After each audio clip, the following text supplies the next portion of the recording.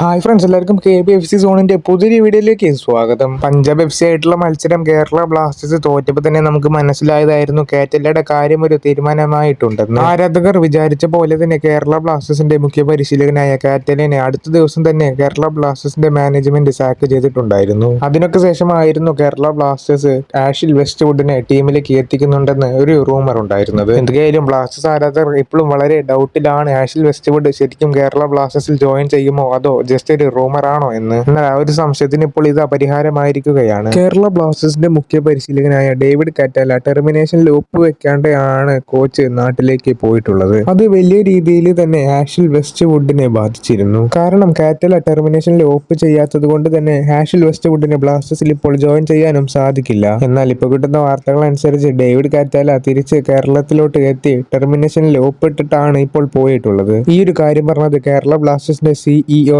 അഭിഷേക് ചാറ്റർജി തന്നെയാണ്. അതുകൊണ്ട് തന്നെ എപ്പോ വേണമെങ്കിലും ആഷിൽ വെസ്റ്റ്വുഡിനെ കേരള ബ്ലാസ്റ്റേഴ്സ് സൈൻ ചെയ്യാനുള്ള സാധ്യതയുണ്ട്. നമുക്ക് എല്ലാവർക്കും അറിയുന്നതാണ് ആഷിൽ വെസ്റ്റ്വുഡിന് ഇന്ത്യൻ സൂപ്പർ ലീഗിൽ ഭയങ്കരധികം എക്സ്പീരിയൻസ് ഉണ്ട്. എന്തൊക്കെയായാലും ആഷിൽ വെസ്റ്റ്വുഡ് എപ്പോഴാണ് കേരള ബ്ലാസ്റ്റേഴ്സിൽ ജോയിൻ ചെയ്യുക എന്നതാണ് കേരള ബ്ലാസ്റ്റേഴ്സ് ആരാധകരുടെ ഇടയിൽ ഇപ്പോൾ കിടക്കുന്ന ഒരു ഡൗട്ട്. അതിന് പരിഹാരമായിട്ട് ഇപ്പോൾ ആശിഷ് നെഹ്റ തന്നെ രംഗത്തെത്തിയിട്ടുണ്ട്. ആശിഷ് നെഹ്റ പറയുന്നത് ഇങ്ങനെയാണ്: കേരള ബ്ലാസ്റ്റേഴ്സിന്റെ പുതിയ പരിശീലകനായിരിക്കും ആഷിൽ വെസ്റ്റ്വുഡ്. ഒരു 90% എല്ലാ കാര്യങ്ങളും കഴിഞ്ഞിട്ടുണ്ട്. ഇനി കുറച്ച് കാര്യം കൂടി ഫില്ല് ചെയ്യാനുള്ളൂ. അത് കഴിഞ്ഞാൽ ആഷിൽ വെസ്റ്റ്വുഡിനെ കേരള ബ്ലാസ്റ്റേഴ്സ് സൈൻ ചെയ്യുന്നതായിരിക്കും. ബ്ലാസ്റ്റേഴ്സിന്റെ അടുത്ത മത്സരമാകുമ്പോഴേക്കും ആഷിൽ വെസ്റ്റ്വുഡിനെ കേരള ബ്ലാസ്റ്റേഴ്സ് സൈൻ ചെയ്യുന്നതായിരിക്കും. ഇതൊക്കെയായിരുന്നു ആശിഷ് നെഹ്റയുടെ വാക്കുകൾ. വെസ്റ്റ്വുഡ് ടീമിലെത്തിയാൽ ആളുടെ സിസ്റ്റത്തിനുള്ള പ്ലേയേഴ്സ് കേരള ബ്ലാസ്റ്റേഴ്സിൽ ഉണ്ടോ എന്നാണ് സംശയമുള്ളത്.